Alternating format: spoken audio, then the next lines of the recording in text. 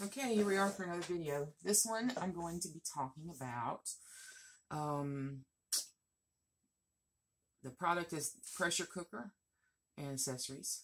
And as far as the informational thing is about traditional cooking, and also going to explain, doing some traditional style cooking in a pressure cooker.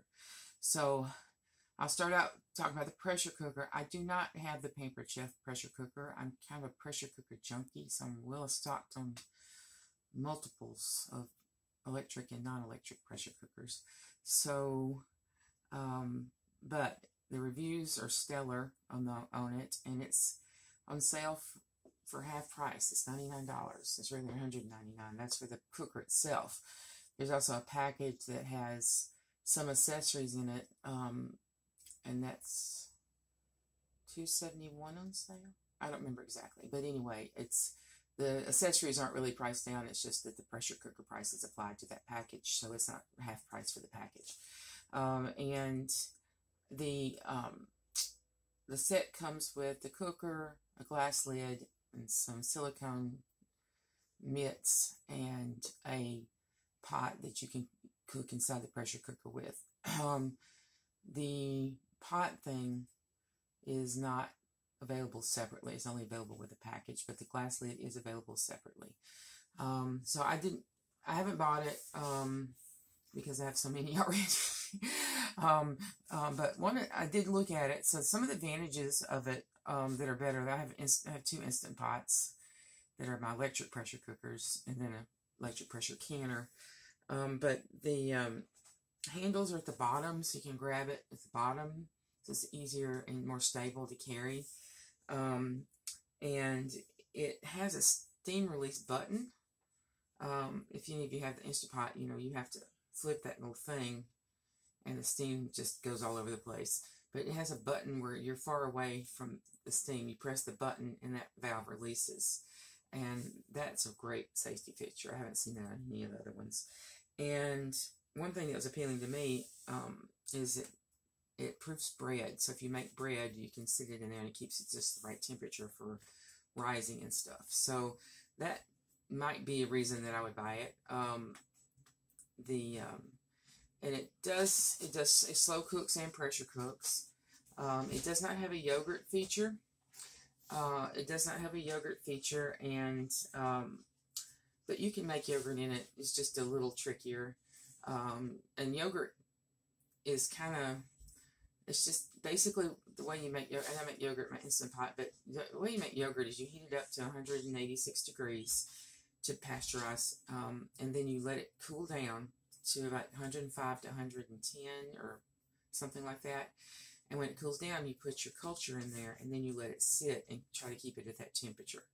So you can do that in a cooler, there's a lot of way, a thermal oven or something like that. Just you got to keep that at a constant temperature. So I know with my Instant Pot it does that. With the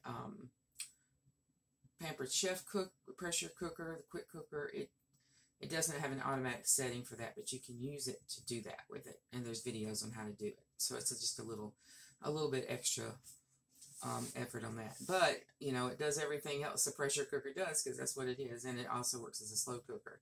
And I like it because one thing I like about it, same for my Instant Pot, it has a stainless steel liner, so no non-stick coating on it, which is something I'm trying to get away from. Pampered Chef says theirs is safe, they're non-stick coatings. So I haven't researched that, but they probably are. So anyway, so that, if that's something you're looking for, like I said, the reviews are stellar, and it might be worth looking into, since the price is so low right now. All right, so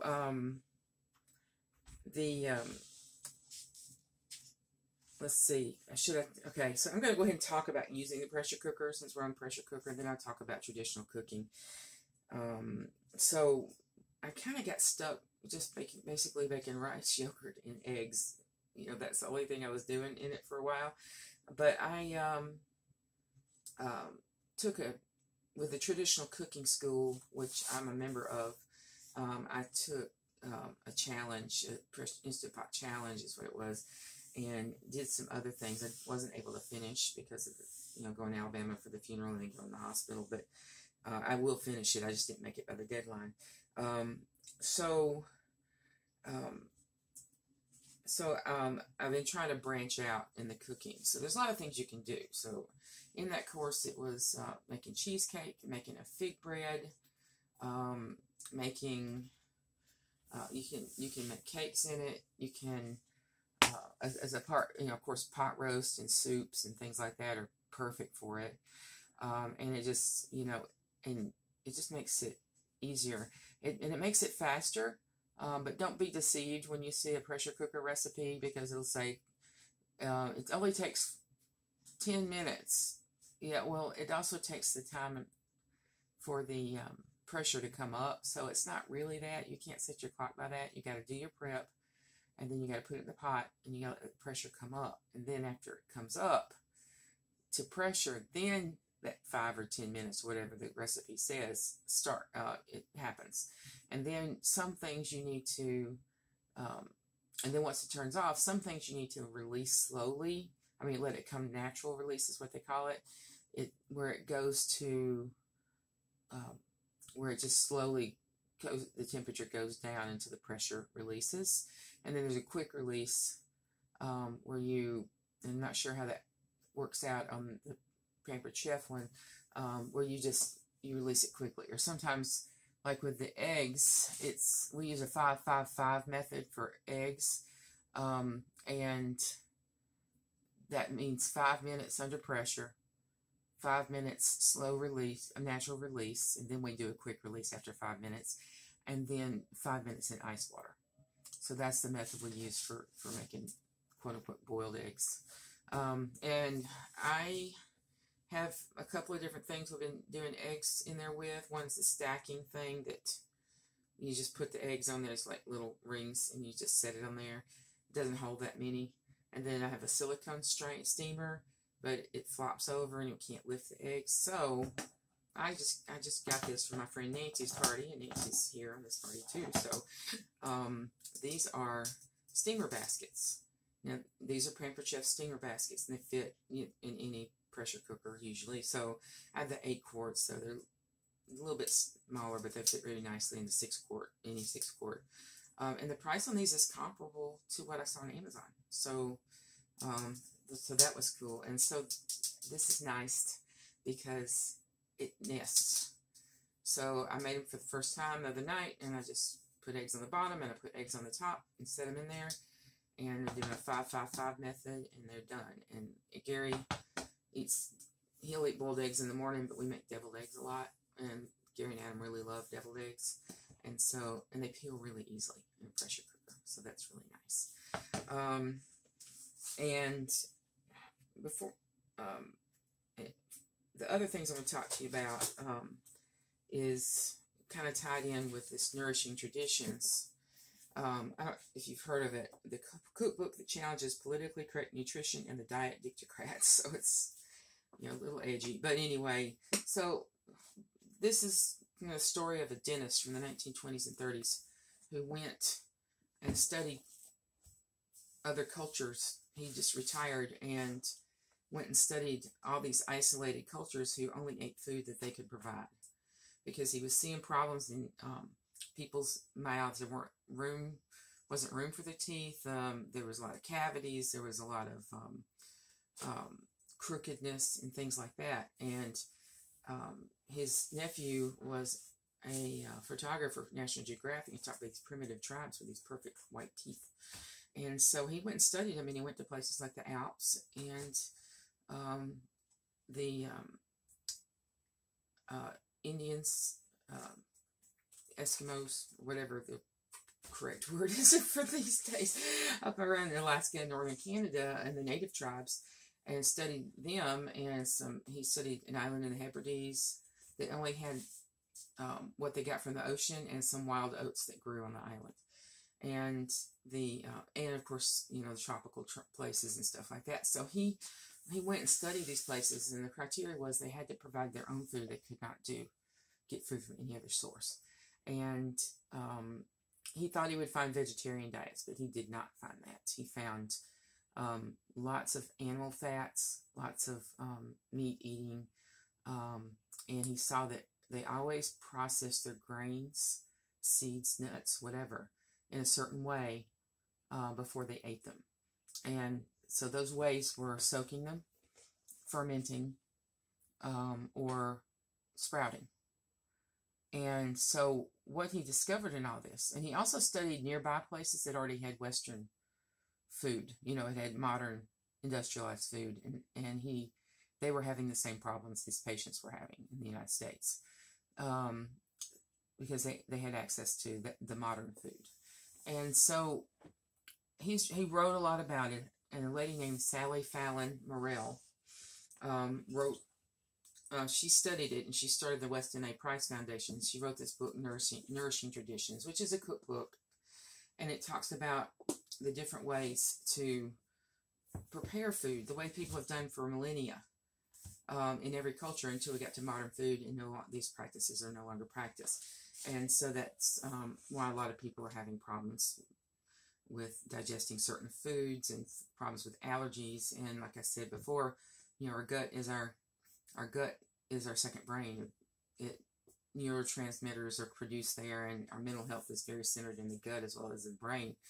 And so, so this book is about, those kinds of things, healing the gut, eating foods in a way that God intended, because, even what's happening with the grains and the nuts and the seeds is that they have anti-nutrients in them, and it keeps them from sprouting too soon, keeps the birds from eating them and things like that, so they make it to grow again. And so people in all the cultures kind of knew, and it had passed down, and it varied from culture to culture, but to do something to this food. A guy named Bill Schindler is a food anthropologist and archaeologist, and he did kind of a similar thing with his family for a year and went to different places. And he went to Peru, and they were, digging up their potatoes, and they were digging a hole in the ground, filling it with water, and sticking the potatoes in it for 6 months to take out the, or to make them more digestible. And, like Gary has a problem with nightshades, and that, and potatoes are a nightshade. So it's, so that's what they had been doing for centuries. So there's all these things that we don't know about because we go and, the companies process our food for us, or the restaurants or whatever. So I've been trying slowly to make these changes. It's just as a lifestyle change, not as a diet, quote unquote. I think of diet as a weight loss kind of thing, so that's probably not the exact definition of it. But I did it where I would take things and I would just, I believe in additive, not subtractive. So instead of the vilification of food, I was just like, what can we add to make things better? And so a lot of these changes is, I switched to, first thing I did is I started using organic evaporated cane juice instead of white sugar, and then I started grinding my own flour. I bought a grain mill, and I started grinding my own flour, and so I had the nutrients from that, and and that's not hard. It's just, it's an upfront expense to buy something to grind the flour, and it's really, it tastes so much better, and it cooks so much better, and it bakes up lighter. And the one thing that makes bread heavy is the age of the flour. So if you're grinding it up, if you're grinding up yourself, you get it really, really fresh. So those are just some of the changes I've made. If the keywords to look for is Westin A. Price, Sally Fallon or Sally Fallon Morell, and Nourishing Traditions, and Traditional Cooking. And this year I joined a membership, or got a membership. I was doing just stuff before with Traditional Cooking School.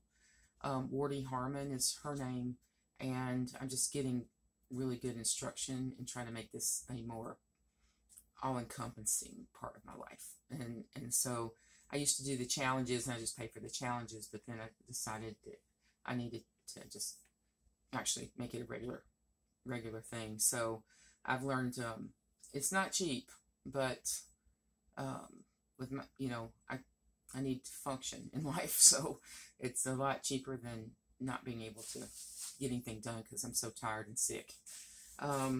So that one, yeah, that was traditionalcookingschool.com, and she has plenty of free information on there. So there's a blog, and there's lots of articles and stuff. You don't have to be a member to get benefit from that, and I will put links up. I've actually got links. So so what I'm fixing to tell you about using the Instant Pot, or sorry, using the pressure cooker, whether it's Pampered Chefs or another brand,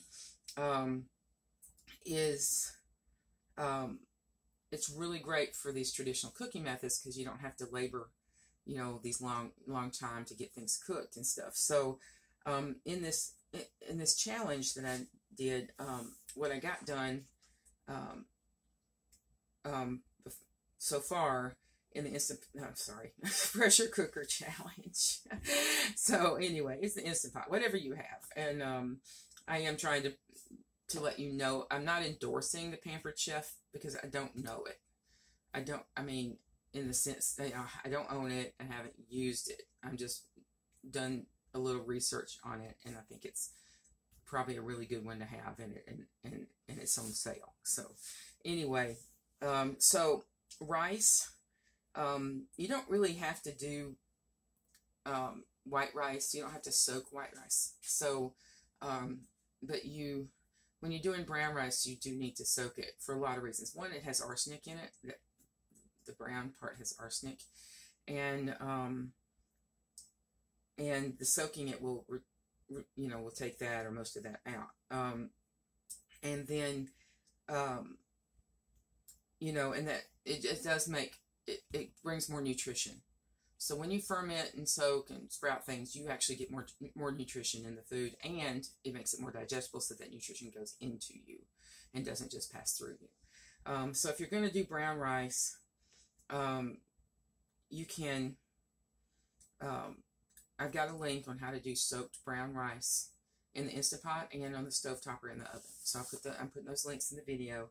And so if you're going to just do white rice, and not soak it, it's pretty simple in a pressure cooker. You put it in now you do equal amounts of water. I know when you're cooking on the stove, you have water loss, but everything's sealed in the pressure cooker. And you check with your manual to make sure, but generally it's equal amounts of water. So cup for cup. And but check with the type of rice and the pressure cooker's instructions before you do this. And for white rice, it's, I stick it in for 4 or 5 minutes. And so it's really fast. For the brown rice, it takes 15 to 20. That's the cook time. That's the cook time, not the coming up to pressure time and stuff. But it's really fast when you consider about, cooking on the stove and how long it takes. And it's fairly foolproof, in the sense you're not losing that water in the air. So if you do it on the stove, you're losing water, and there's charts and stuff online and stuff to find out the amounts for the type of rice that you're cooking. If you're doing soaked rice, there's instructions in there. It's a little trickier. You set to soak the night before, and you have to, because rice requires a certain amount of water in the morning, and you put an acid in it. So lemon juice, whey, apple cider vinegar, whatever. You can even throw some sourdough starter in there. But there's a lot of things you can use as an acid in there. And you let it sit overnight or longer, and then you pour it out, and you measure the amount of water you captured, and you put that same amount of water back in, because the rice will absorb. So, and you put the amount of water that you captured in that measurement, fresh water, put it back in to cook it. And the acid goes in the soaking part, not the cooking part. So beans, a lot of people have problems with beans. So if you try to soak your beans, then you can maybe alleviate that problem that you're having. So, but it's, there's all these no-soak methods online. Don't do those. Don't do those. Those are bad. It's just not going to be digestible, and it's going to probably cause upset. I mean, you know, not for everybody, but for a lot of people. And it may be doing things you don't realize. So you don't use an acid when you soak beans. You just soak it in plain water. And what you do is you do triple the amount of water that you do beans. So if you put 2 cups of beans, put 6 cups of water, you know, like that. You let that soak 8 to 24 hours in that water. You can put it right put it right in the Instant Pot. And then you're going to drain it. You're going to drain it.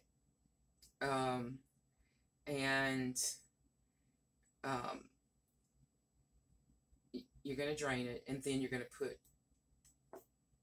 the 6 cups or whatever, your triple amount of water as fresh water back into the pot. And then you're going to cook it, and you use your manual, and use the time for unsoaked beans, not the time for, even though you soaked them, you really need to use the time for the unsoaked beans, which is going to be a longer cooking time, and that's going to give you better results. So the unsoaked bean cooking time, but make sure your beans are soaked. And then you're going to let that natural release for an hour, and then drain it. But then you drain it, but you can save that liquid out there. It's got lots of nutrients. You can throw it in other foods to get more nutrition and stuff. So there's a lot of nutrition in that water. You know, in the South we call it pot liquor. So, and if you save that and just throw it randomly in the recipes, it has a lot of health benefits in it. So that's what you do with beans in a pressure cooker. And, you know, it's a lot easier than setting a pot on the stove for several hours or however long it takes. And they tend to soften up better under pressure. So that's something you can do. Now, one thing I did for this challenge was steel cut oats. I didn't like the texture of it. But one of the funny things about, you know, everybody's got carbs are bad or meat is bad and, you know, everything, the stilification of food. But it's not really that simple, you know. And that's one thing that I got away from all that, you know, low carb stuff, which I did, you know, 15, 20 years ago before it was trendy. But is God designed our food, you know, to be diverse, you know, I mean, and there's benefits to everything.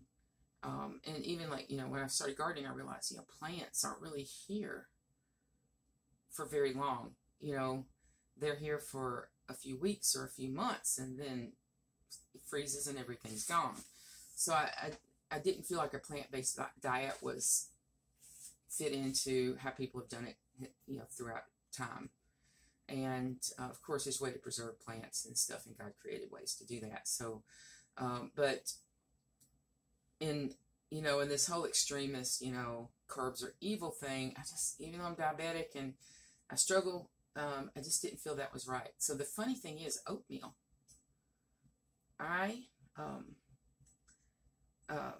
Oatmeal is, it helps my blood sugar. You would think, no, you know, it's a carb, it's grain, you know, it's got all these bad tags on it. But, you know, the thing is, it's got something called resistant starch, which doesn't, which bypasses through the system, and it goes into part of your, you know, intestines and converts to short chain fatty acids. So it doesn't really feed you because it passes through your system, but it feeds the gut bacteria. And so I started eating oatmeal, and I was surprised that my blood sugar was going down. And it also has inulin or some prebiotics in it that actually feeds your gut bacteria. So there's some prebiotics. There are things, you know, artichokes and asparagus. There's a lot of foods that have prebiotics. Apple cider vinegar is a prebiotic. And you just and just eating those helps feed and it helps feed the good bacteria, but not the bad bacteria. You know, God's design is so awesome. But anyway, so I'm just throwing that out, you know, because I'm still figuring all this out too, and this is a lifelong kind of journey. But the food is more complex than society wants us to, you know, everybody wants to understand things and study things and find these things out. But the reality is that, you know, if we get back to, you know, the way people ate, because that's how the food was around them, then a lot of changes can happen. So that's the journey I'm on with that, with traditional cooking and stuff like that. So anyway, I hope that was helpful to you, and it's definitely something worth exploring if you're wanting to find a more balanced way of eating instead of this extremist and the battles that happen, particularly online, about what the right way to eat is and stuff like that. So anyway, but check out that pressure canner if it's something. It'll be useful to you. Just a little learning curve, but pressure cooking, it's a game changer.